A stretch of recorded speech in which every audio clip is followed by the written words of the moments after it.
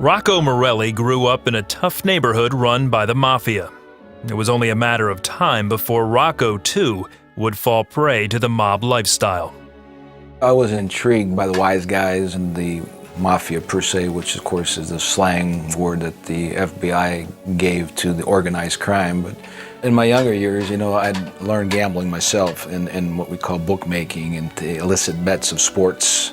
As Rocco began his life as a bookie and enforcer for the mob, there was a hindrance to his career advancement: his mother's prayers.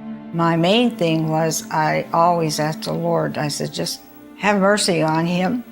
And I wanted a hedge of protection around him at all times, and I just would always claim Psalm 91 over him. Eventually, he tried to walk away from the mob life.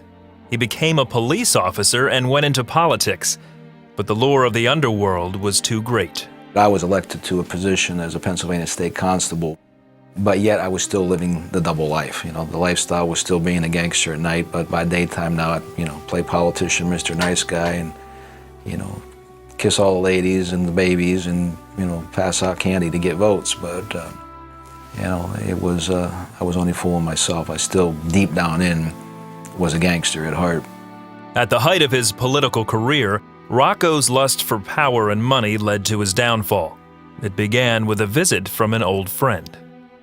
Tony had obviously been busted by the man, and his job was to set me up in a sting operation. So Tony brought me a package that he left with me with the reason that you need to hold this stash for me. The next day, his friend betrayed him. He needed that package back and wanted to introduce me to another friend that he was doing business with that was going to move a large quantity for us of coke, and that man was the undercover agent. Tony had the drugs in his hand, and he put the money in my hand. It didn't look good, and I knew what was going down at that moment. Rocco was arrested on the spot. He faced up to 20 years for possession with intent to distribute drugs. I wanted to kill Tony. At that point, it was a rage. Tony also snitched on several mob bosses in an attempt to get out of serious jail time.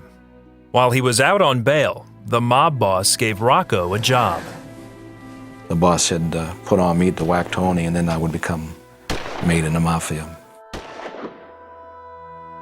That's what was running through my mind. How am I going to get away with it? I needed the alibi. The plan began to develop when Rocco went to his doctor for a routine checkup. His doctor was a Christian and invited him to a full gospel businessmen's meeting. It hit me, what an alibi. My plan was I'm going to whack Tony, so take Tony to that gospel meeting, and people would see me go through the routine, and that was the night I was going to whack Tony. He says that God had a better plan for him that night. I was set up that night.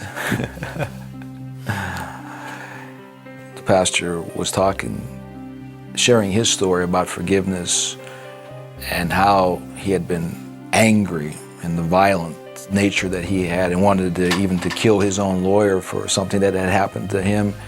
That's what started to speak to me in volumes. The message of God's forgiveness changed Rocco's life. As though someone just, pushed me out of that seat. I went to that altar, and the setup was between me and God. I met the Lord right there that night. I could just feel inside of my spirit something happening, and I knew that God was real, but I was experiencing now for the first time in a very powerful way. Rocco walked out of the meeting a new man, but he still had serious legal consequences to face. He was given a 15-month sentence for several drug charges in addition to conspiracy. During his time in prison, he studied the Bible daily and learned about God's forgiveness and love. Spiritually, I knew that my life was changed. My mind still had to be renewed, and that was going to come day by day as I read the Word, studied the Word, and lived the Word.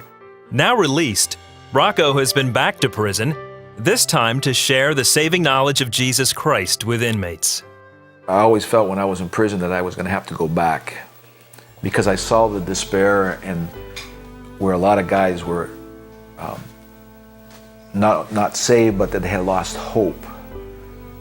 But that I had a message to go back to say, look what he's done for me. He is grateful for parents who wouldn't give up on him.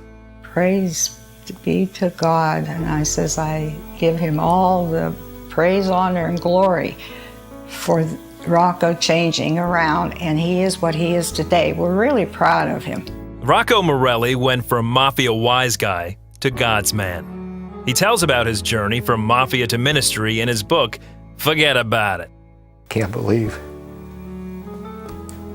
sometimes that he actually loved me so much that he intervened and was able to just say, I want you just the way you are, and just let me work and you can clean you up. And it's kind of things have evolved from that day that I said yes to him and no to the mob in my whole life.